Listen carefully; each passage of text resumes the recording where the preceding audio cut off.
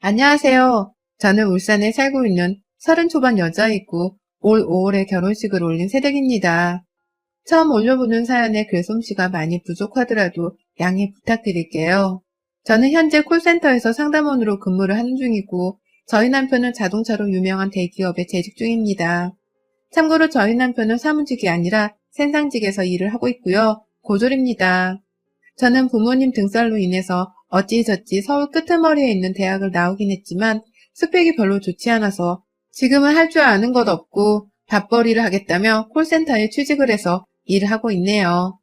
결혼 전부터도 저는 그냥 최저임금만 벌어도 좋다면서 서울한 콜센터 일자리에서 근무를 했고요. 반면 남편은 고졸이고 재수를 준비하다가 운이 좋게도 친구를 따라 대기업에 입사를 하게 되면서 생산직으로 꽤 오랫동안 근무를 했습니다. 자기 적성에도 맞는 건지 대학 갈 준비를 하지 않고서 그냥 일만 하면서 돈 벌어오는 걸 더 좋아라 하더라고요.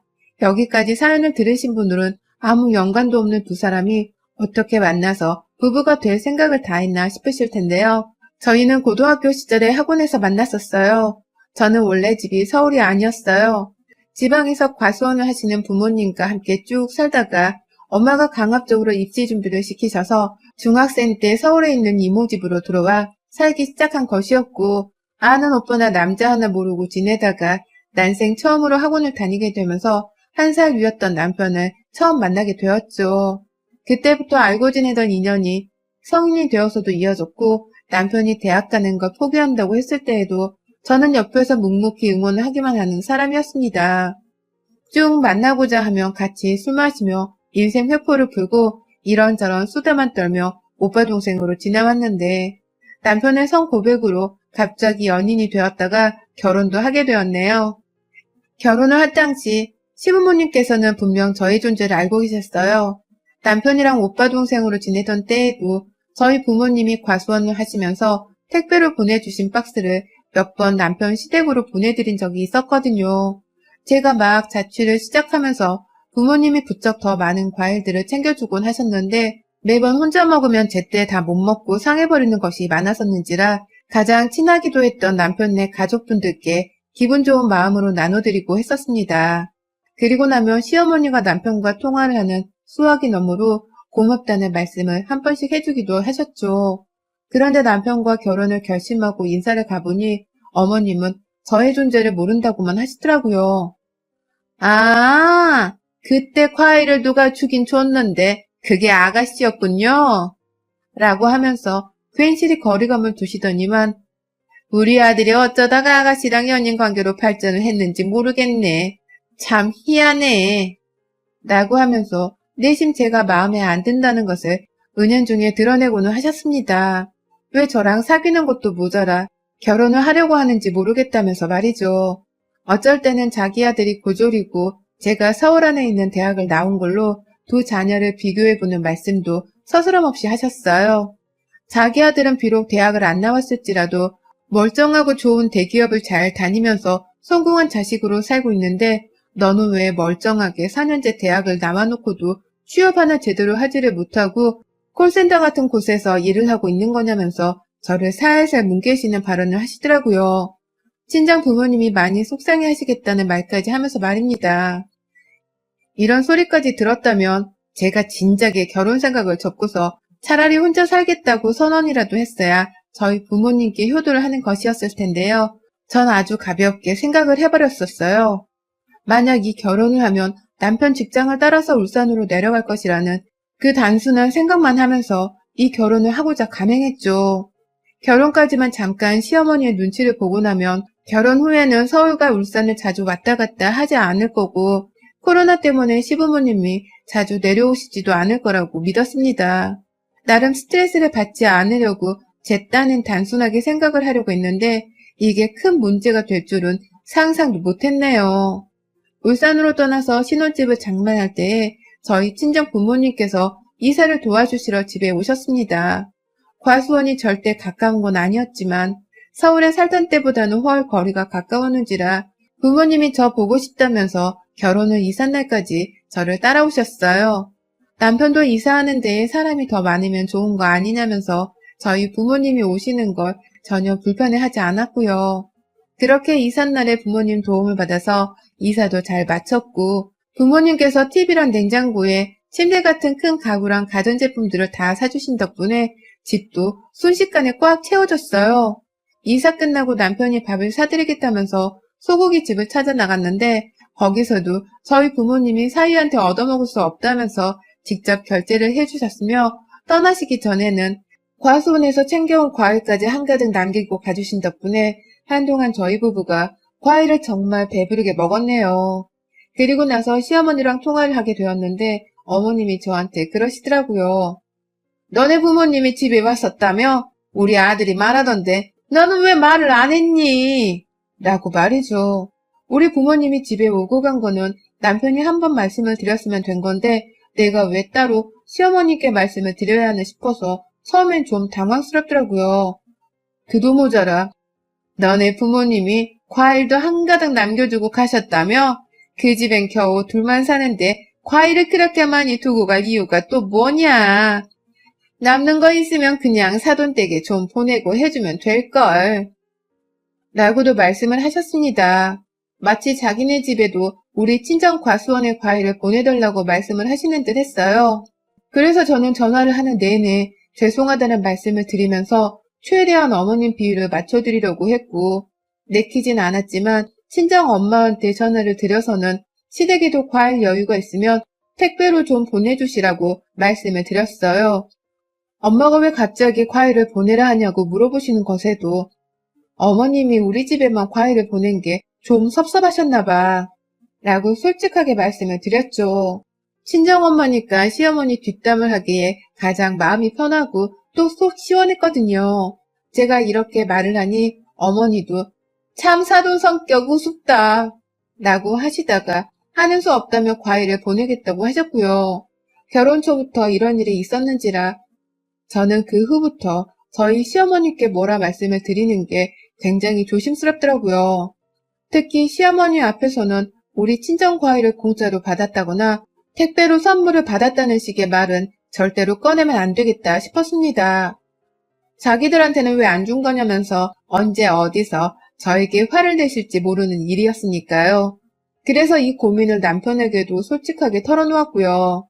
남편 또한 자신들이 생각이 짧은 걸 수도 있다며 다음부터는 친정과 시댁에서 서로 받은 것에 대해선 함부로 말을 전하거나 양가 부모님의 신경이 예민해지시도록 만들지 말자며 얘기를 나눴습니다. 저는 도대체 내가 왜 우리 부모님한테서 받은 과일을 쉽사리 말도 못하나 싶어서 좀 속이 상하긴 했지만 결혼하고서는 양가 부모님의 관계가 친한 친구 사이 마냥 쉬운 것이 절대 아니라는 생각을 하며 조심하고자 노력을 했어요. 그 사이 저희 친정엄마는 제 말을 열심히 들은 채 시부모님께 거의 달마다 한 번씩 제철 과일을 선물로 보내드렸다 하고요. 물론 시어머니는 저희 엄마한테서 매달 공짜 과일을 한 박스씩 받아놓으시고도 절대로 단 한 번을 감사하다는 인사를 해오지 않으셨고 저희 엄마도 그게 무지 기분 나쁘다며 속상해하셨지만 딸내미가 혹여나 시댁에서 미움을 받을까 싶으셨는지 계속해서 과일을 보내셨어요. 지금 결혼한 지 4달째인데 벌써 4번의 과일들이 시댁으로 가게 되었죠. 그 사이 시어머니는 제게 자주 전화를 해오긴 하셨습니다. 늘 저희 친정의 과일 얘기는 모른다는 듯이 눈 감은 채 니네 남편 오늘 밥은 뭐 먹었니? 걔가 새우 껍질을 싫어하는데 새우 요리를 해주지는 않았지? 걔가 잠은 하루에 몇 시간이나 자니? 라고 하면서 제 남편 걱정만을 내려놓으시더라고요. 분명 며느리인 저하고 통화를 하고 계셨음에도 불구하고 진작에 독립을 해서 살고 있던 제 남편을 걱정하면서 뭘 챙겨 먹어야 하는지, 언제 잠을 재워야 하는지 등등에 대해 지나칠 정도로 간섭을 하셨어요.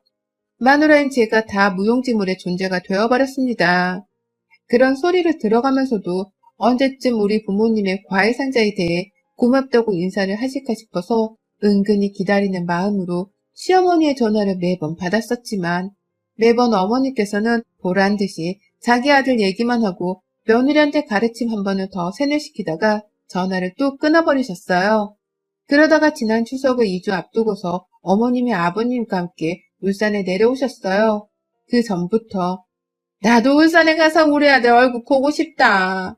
사돈댁은 우리 아들 집에도 갔었다는데 우리는 아직 못 가봤잖아. 엄마라도 그냥 갈래. 라고 하면서 몇 번이고 남편과 소란스레 통화를 하시는 걸 제가 그 전부터 이미 들었거든요. 왜 이리 우리 집에 오고 싶어 하나 싶었고 너무 오고 싶다고 하니까 저희 부부도 뭔가 실수를 하고 있는 것 같아서 집에 언제 오시고 싶으면 마음껏 오시라 말씀을 드렸습니다. 그런데 대뜸 말도 없이 추석 2주 전에 저희 집을 찾아오셨대요. 빈손으로 오셨나 싶더니만 하나 딱 들고 오셨더라고요. 과일 깎는 칼을 말입니다. 집에 도착하자마자 집을 신나게 둘러보다가 가방 안에서 뭘 꺼내는데 그게 칼이라서 저도 당황을 하고 그 자리에 있던 모두가 당황을 했어요. 그러자 어머님이 그러시대요.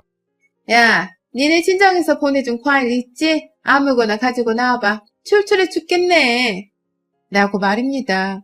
어머님은 저희 집에 오자마자 저희 친정 과일을 찾으면서 그걸 깎아먹겠다고 대령을 하라 하더라고요. 빈손으로 아들 집에 처음 찾아와 놓고서 한다는 말이 정말 기가 막혔죠. 그간 쭉 우리 엄마한테서 공짜로 과일 상자를 받아놓고도 또 우리 집에 와서 우리 집 과일을 찾느냐는 말이 목구멍까지 튀어나왔지만 겨우 눌러 참아가면서 어머니께 과일을 대령했습니다. 과일뿐만 아니라 갑자기 추석 2주 전에 찾아오신 바람에 제가 내내 밥도 열심히 차려드렸고요. 절대로 서울에 추석 전에 올라가지 않으려고 하는 태도를 보이시길래 혹여나 싶었더니만 일방적으로 말씀하시더라고요.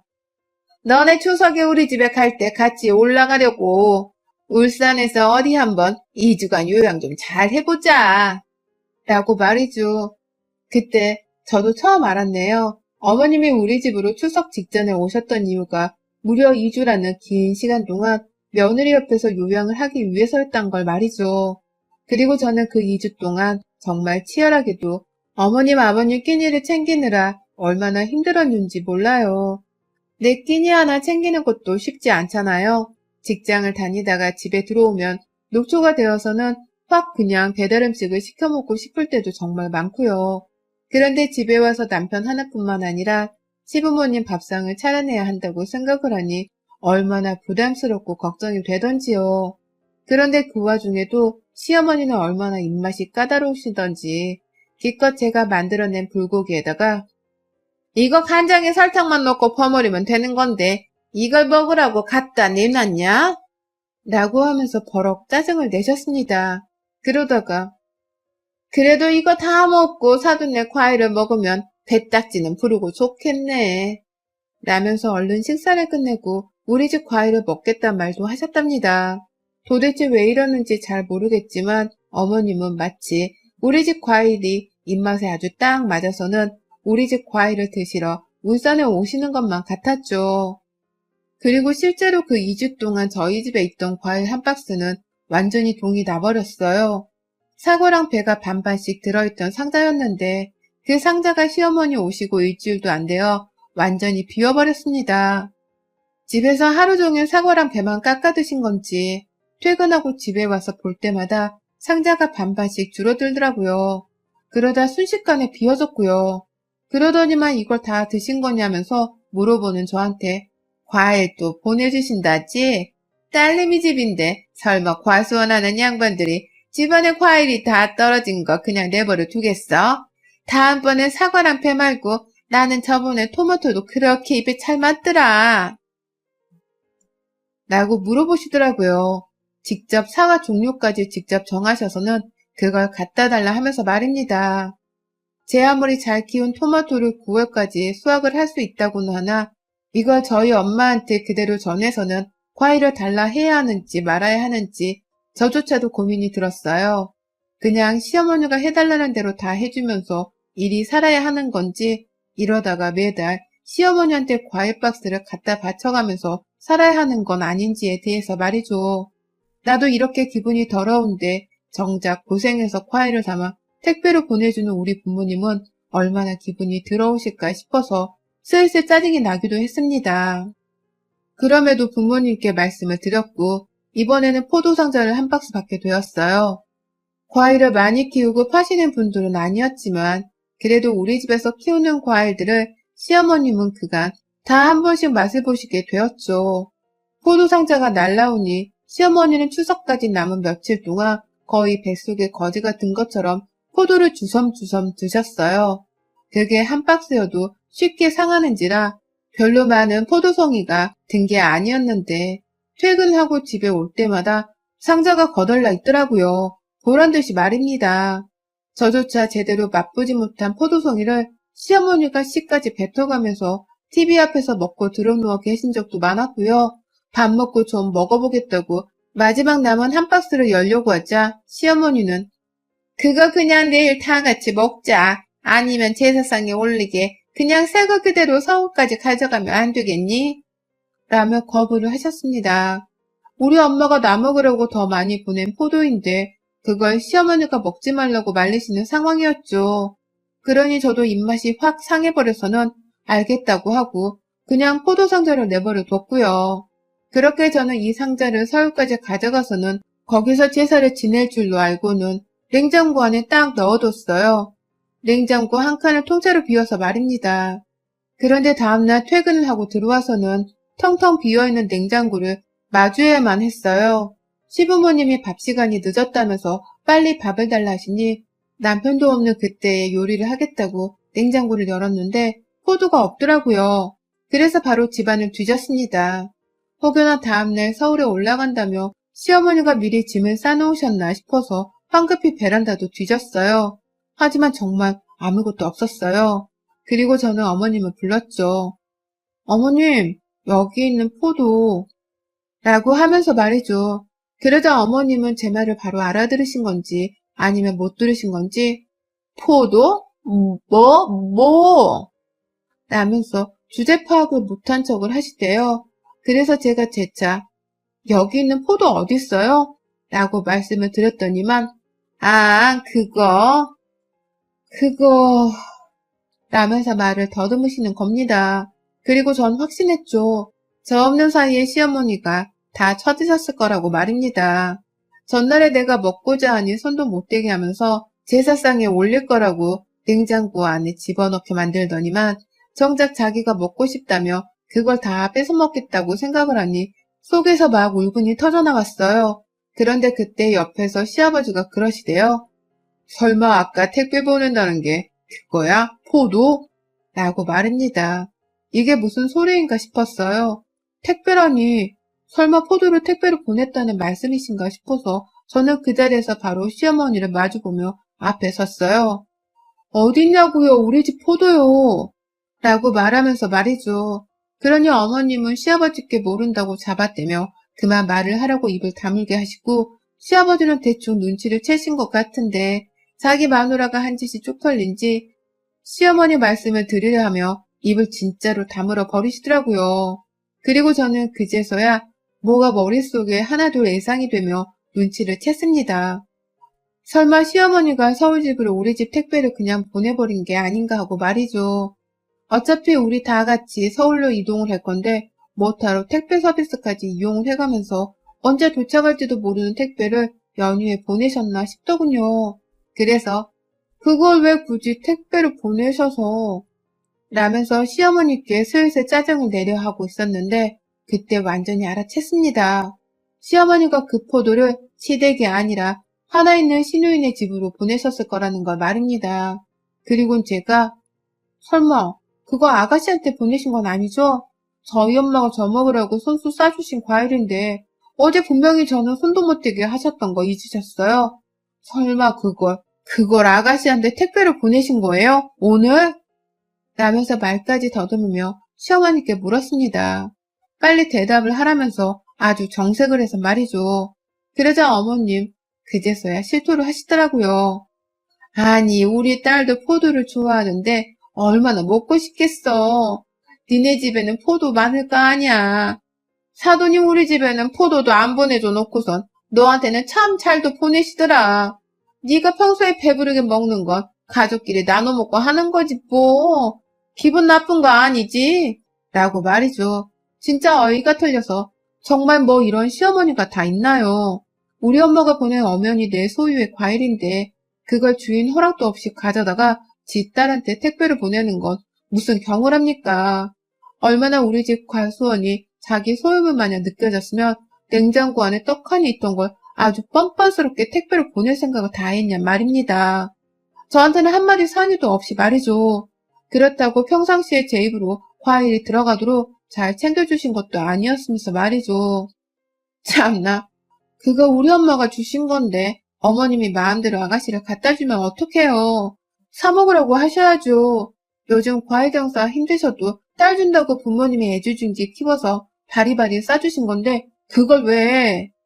라면서 저도 모르게 손을 움켜쥐곤 도대체 나한테 왜 이러냐면서 더욱 큰 목소리로 짜증을 토해냈어요. 그러자 어머님은 아주 뻔뻔히 대답하셨죠.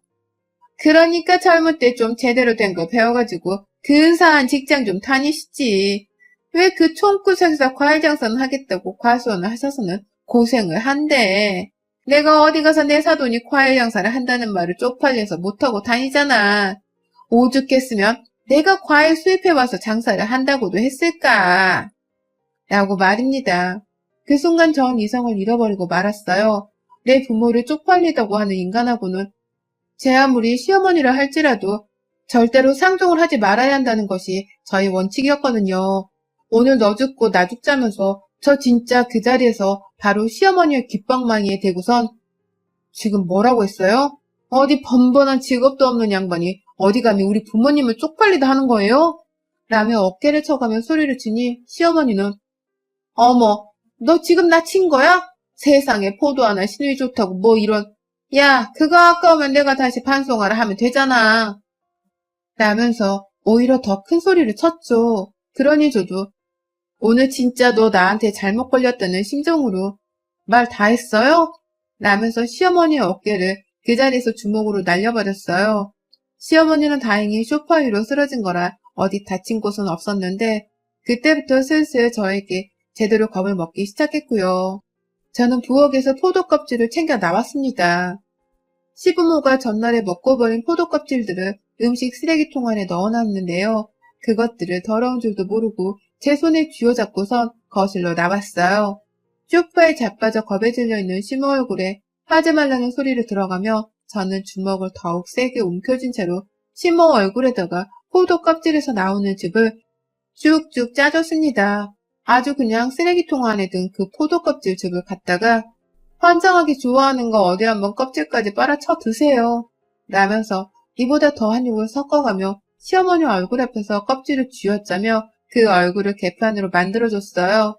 시모는 그걸 피하겠다고 시아버지한테 도와달라 애원을 하고 시아버지는 아들도 없는 집에서 여자들 싸움을 어찌 말리냐며 혼자 쩔쩔매고 결국 그날 시어머니는 저한테서 완전히 겁에 질린 망아지 새끼가 되어서는 자기 아들이 집에 오기도 전에 찜질방에서 자겠다며 짐을 싸고는 집을 나가셨어요. 시아버지까지 모신 채로 말이죠. 저는 남편이 유독 늦게 퇴근을 하길래 그 사이 혼자서 집안을 정리했고 야근하고 집에 온 남편이 시부모님이 집에 가신 줄로만 알더라고요.